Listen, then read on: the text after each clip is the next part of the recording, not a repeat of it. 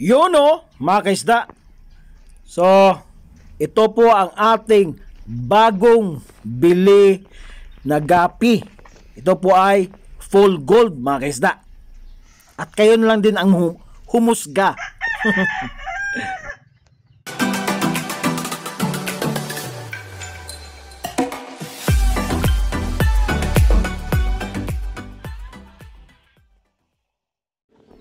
Good day, mga kaisda. Good day sa ating lahat. So mga kaisda, for today's video ay mag-first update po tayo sa ating bagong sit-up na maliit na gapi fish farm, mga kaisda. So bago ang lahat, tayo muna ay magsha-shoutout sa ating kaibigan. Nag-iisa lang po siya, mga kaisda. Shout out to Rindel Nicolay. Idol, boss, shout out sa'yo. Yung yellow Mecha Ref mo, may fry na at malapit na ding mag-juby size.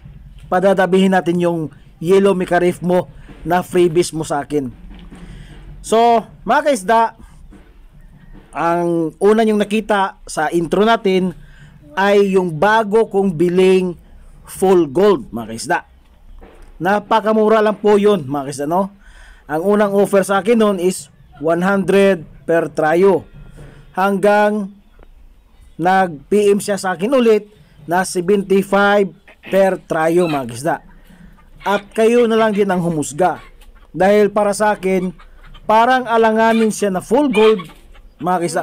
Parang kal na siya, mga kaisda, no? Para sa akin. Pero ang sabi niya is, yun talaga ang full gold niya. May kulay na itim, no? Kaya, kayo na po ang humusga, mga kaisda, no? Kasi mahirap bumili ng gapis na hindi ikaw mismo, no? Hindi ikaw personal na kumuha, di ba, mga kaisda? Kasi minsan yung ibang nagbibinta, pag alam nila na hindi ikaw ang kukuha, hindi ikaw ang titingin, ay magte-take advantage yan. So, kung nagkamali man ako, ay pagpasensyahan nyo na. Pero sa tingin niyo, mag-comment na lang kayo kung ano ba talaga yung totoo ba yung sinabi ko na alanganin siyang full gold, mga kaisda. So, bago tayo magsimula, mga kaisda, no? Ay magpo-promote muna ako sa aking YouTube channel. Sa hindi pa naka-subscribe sa aking YouTube channel, please subscribe to my YouTube channel, like, share, and comment down below. And don't forget to hit the notification bell para updated kayo sa aking mga bagong upload ng mga video. At kung gusto niyo po i-feature ang barracks ninyo, andun po sa description sa pinakababa, andun po ang aking FB account, mga kisda. At back to topic na tayo. So, itong nakita nyo ngayon is, ito po ang aking dragon, mga kisda. Yung female natin, medyo buntis na. So, ang plano ko niyan, pag mag-drop yung female, hindi ko na kukunin, no? Dahil sayang yung unang drop, napakadami pa naman. Napunta doon sa ating rift tab, no? Sa chops, napunta doon. So, hayaan na lang natin. Total, yung female is buntis na din, no? Mga kaisda, yan, makikita nyo naman, medyo buntis na, may malaki-laki na kunti yung tiyan, di ba, mga kaisda? At nakakatuwa din, isipin, no? Kaya padadamihin natin yan. So ito namang pangalawa, mga kaisda, ay ang ating juby size na EFR. So yung ibang wala pang kulay na pula, hihintayin natin yan. Kung magkakulay ng pula, saka natin ilipat sa breeder size at kukunin natin yan. Kasi ang plano ko dyan, mga kaisda, abang-abang kayo. Ito, ipapakita ko. Andyan, no? Yan, mga kaisda. Abangan nyo po yan, mga kaisda. Dahil na-order ko na po yan. So maghihintay lang po tayo sa May 11. Kasi yun ang araw na i-deliver niya, mga kaisda. Yung ating is BT. So, Singa Blue tail, mga kaisda, ribbon. Kaya abang-abang, meron tayong bagong strain na naman, no, mga kisda. Itong Singa Blue Ribbon, mga kisda, ay pair lang po, mga kisda, no. So nabili natin ng 250 ang pair. Pero may twist yun, dahil meron din akong Singa Blue Tail non-ribbon na freebies, isang tayo. Hindi tayo logi doon, mga kisda, no. Kaya ang plano ko doon sa dalawang gapitan ko, kukunin ko yung old na mga in-inbreed natin, yung Juby, ibalik natin sa breeder at doon natin ilipat yung ating Singa Blue Tail, mga kaisda. So nakakatuwa, isipin ba? Nakakatuwa. Meron na naman tayong bagong strain na inaabangan, mga kaisda, no? Siguro ang strain ko ngayon, mga kaisda, pag nakasama na yung dalawang strain na non-ribbon at saka ribbon na Singa Blue Tail, nasa 17 strain na ako, mga kaisda, no? Ang dami, di ba? Pero yung ibang strain yan is kunti pa lang. Padadamihin pa natin. So ito naman ang ating Juby size na, itong may kulay Juby size na gapikoy natin. At meron din tayong fry, mga kaisda, no? Mga BBs pa andyan. So ang plano ko dyan sa Juby, dahil malapit na din silang igawin natin breeder, ililipat ko sa breeder size, mga kaisda. So as usual, ito ang ating metal black lace. So ang diferensya nito, mga kaisda, is madami po ang transparent tail, mga kaisda, sa ating black lace. Siguro soon pag uwi ko, madami-dami ang tatanggalin natin dyan, no? Pati yung red lace natin, meron ding transparent ang tail. Maganda sana ang klase, kaso medyo dumadami na po yung transparent tail, mga kaisda, no? Hindi makuha-kuha ng anak ko dahil sobrang busy, at ngayon na buwan is gagraduate yung anak ko, kaya napakahirap sa kanya, sobrang loaded niya, mga kaisda, no? So hindi ko pinopressure yung anak ko kasi graduating. So ito naman ating metal red lace, meron din tong transparent tail, mga kaisda, kaya marami-dami din ang tatrabuhin natin ito, no, mga kaisda. Yan, magandang klase at marami na din sila, mga kaisda. Sobrang dami nila, blacklist ko at saka metal red list ko. Yun ang pinakamadami kong gapi sa ngayon. Pangatlo na po yung ating metal YKC, mga kaisda. So ito naman dito, mga kaisda, as usual, ang ating rose tail. So sinabi ko sa misis ko na tingnan ko ulit. So meron na din tayong Juby size dyan, mga kaisda, at meron ding bagong drop na fry. Ayan, makikita nyo yung parents, ano lang po yan sila, trio lang po. So meron na din, oh yan, makikita nyo, diba, ang laki. Meron na din tayong Juby size at may kulay na din yung buntot. Medyo may kulay na pula, mga kaisda. Kaya nakakatuwa isipin, no, yung trio natin is dumadami na din. At padadamihin pa natin yung rose tail natin, mga kaisda. Ito naman ang ating breeder size na EFR, mga kaisda. So ngayon is wala silang bagong drop na fry, mga kaisda. Kaya maghihintay tayo, baka meron na naman tayong makuha, no, mga kaisda. Magandang klase po ito at napakamura po. 50 pesos lang po ang aking bili niyan kada trio.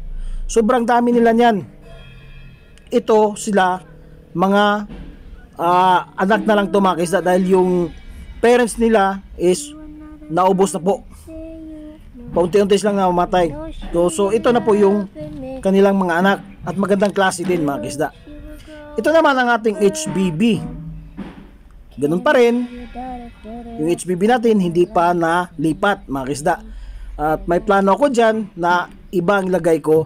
Yung HBB na yan, ilipat natin sa madaming HBB, mga kaisda.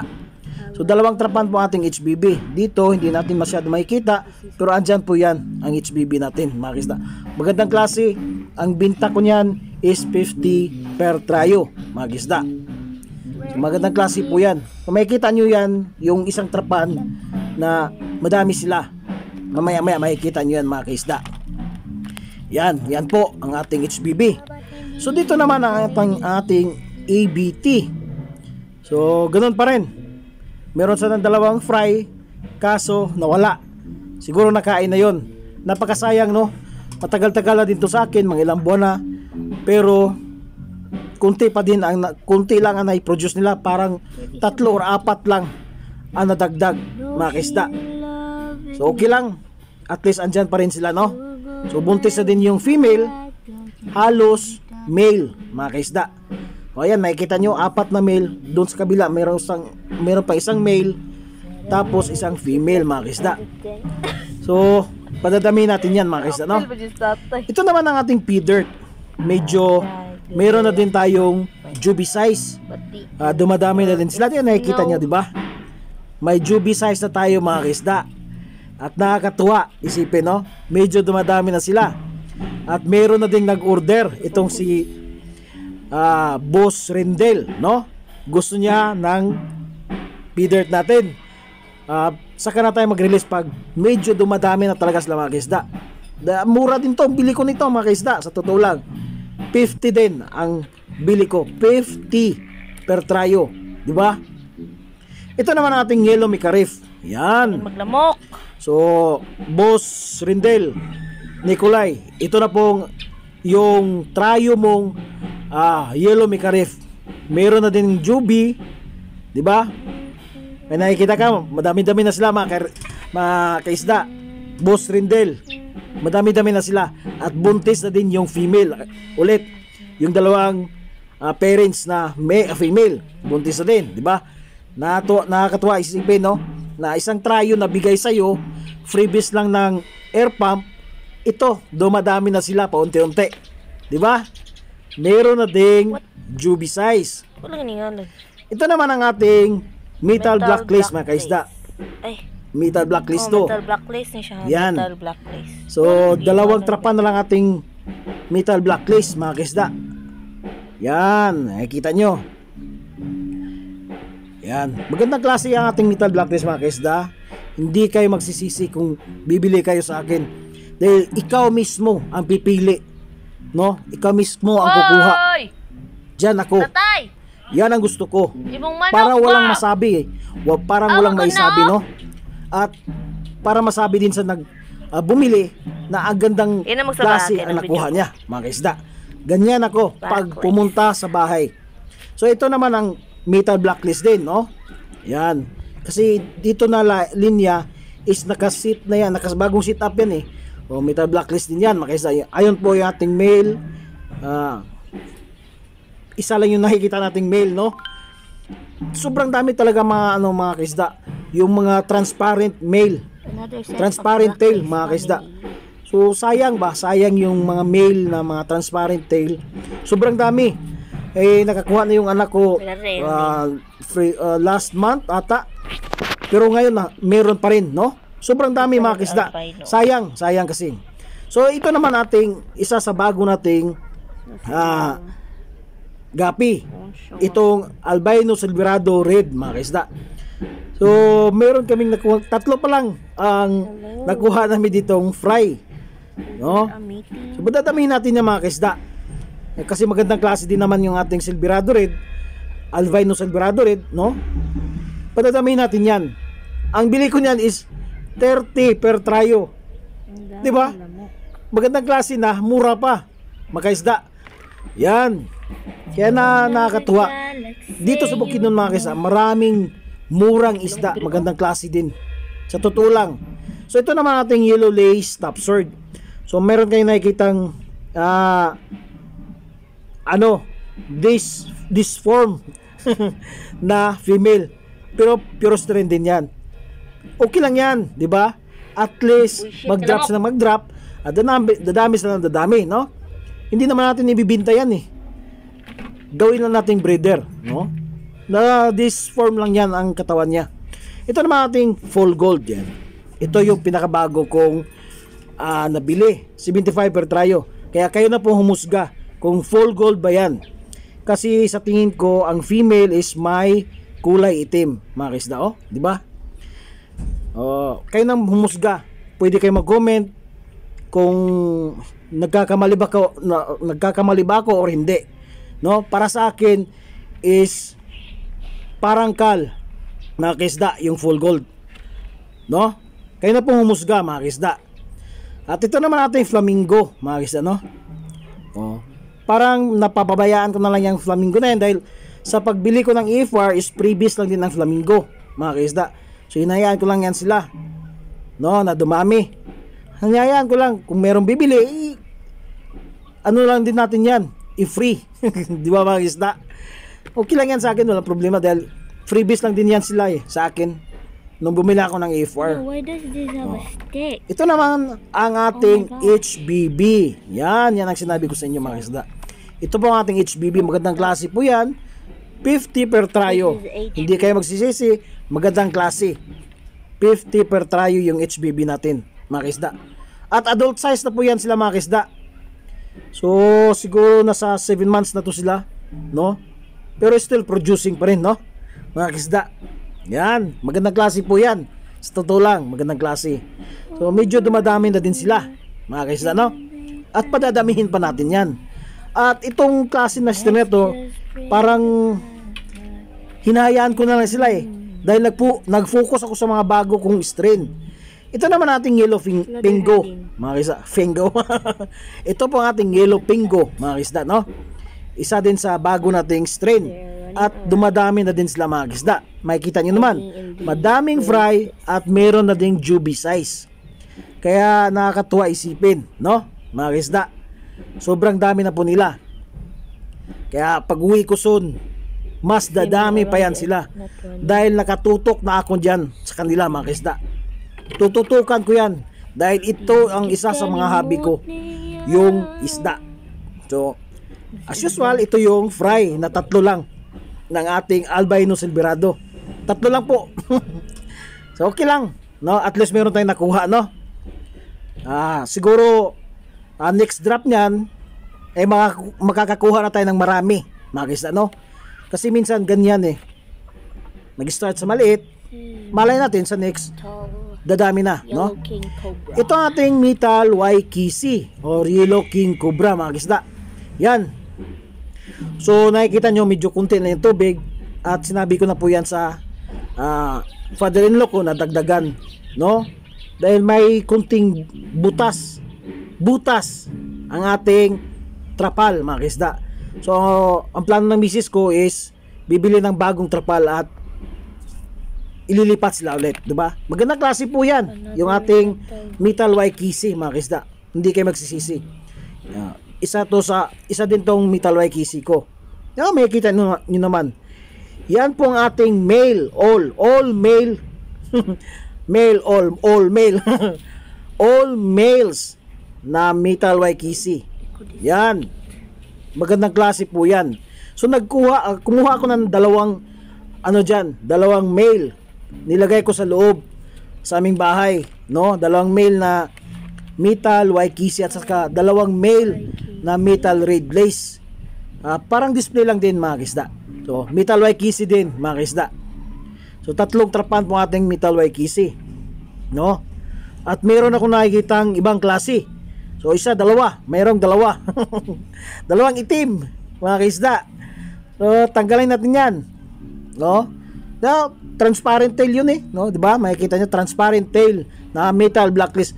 Tanggalin natin yun dahil hindi siguro nakita ng anak ko. Dalawang klase sila, mga kaisda. Metal blacklist yun, no? Nung nagtaka din ako bakit na may napuntang metal blacklist doon, mga kaisda. So ito ang metal red lace, mga kaisda. All male din to, mga kaisda, no? Yan, magandang klase po yan. Hindi kayo magsisisi. Magandang klase po yan, mga kaisda. Ang ating metal red lace. 100 to 150 per tryo. So previous video ko is 100 per tryo. Pero meron ako nakausap, sabi niya sa akin, wag mo masyado ibaba yung mga lace mo, yung mga metal lace mo. Wag mo masyado ibaba dahil magandang klase po yan. So ibabalik ko sa 150 50 per tryo mga kisda. Dahil parang natauhan ako no? Parang natauhan ako. Magandang klase po ang aking metal release, totoo lang. Mga metal lace, mga kisda, magandang klase. Tapos ibababa ko lang ng presyo, di ba? Di ba? Ganun lang. Ito isang klase din sa metal red lace mga kisda. Dito sa baba naman mga kisda, dito ko nilagay lahat ang mga mix. Yung ating mga from outcross to inbred. Pero parang paring outcross mga kisda, no? Dahil ang tagal mag-stable. Sabi ng naka-chat ko, halos abutin ka ng 1 taon para magiging stable yung gusto mong ipalabas. So ang hirap, 'di ba? Nakailang na ako nito, nakailang inbred na ako. Lalabas pa rin at lalabas yung kung ano yung original nila na parents, no? Ito, nakikita nyo. Yang may kulay green, ang parents niyan is flamingo at saka top sword. Pero yung kulay ng top sword, lace na siya, pero yung buntot is pang flamingo, 'di ba? Kasi wala siyang wala siyang tail. So mix din 'yan mga kisda. Halos magkakapatid lang po yan sila, yung mga mix na yan, no? Which itong isa is iba to. Mix po yan sa flamingo at saka albino full red. Yan po. Hinayaan ko lang din yan, no? Pero pag uwi ko, pag may makita kong full red dyan na albino or ano pa yan, mag inbred ulit tayo, no? Para ibalik natin yung flamingo or yung albino full red mga kaisda. Yan lang po, no? So yan mga kaisda, no? So nakakatuwa isipin na 1 taon na ako mga kaisda na bumibili ng mga gapis. Hindi tayo magaling. Nagtatanong pa rin tayo sa mga mas magagaling at mga magagaling, no? Para meron din tayong kunting alam, meron tayong kunting idea na makukuha sa kanila, no? Kaya ako nagpapasalamat ko sa aking grupo, no, sa page namin, sa GC namin, no mga kaisda, dahil meron din akong nakukuhang kunting alam sa mga magagaling mga kaisda, no? Yan. So ako'y magpapasalamat sa inyo mga kaisda, no, sa walang sawang pagsuporta sa aking YouTube channel.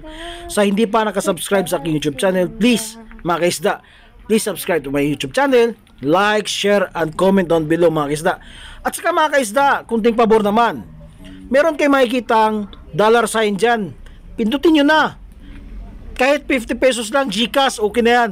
Natuwa na ako niyan mga kaisda, no? Kunting tulong naman, no, para sa YouTube channel ko. Yan. Yan mga kaisda, di ba? Ganun lang, no?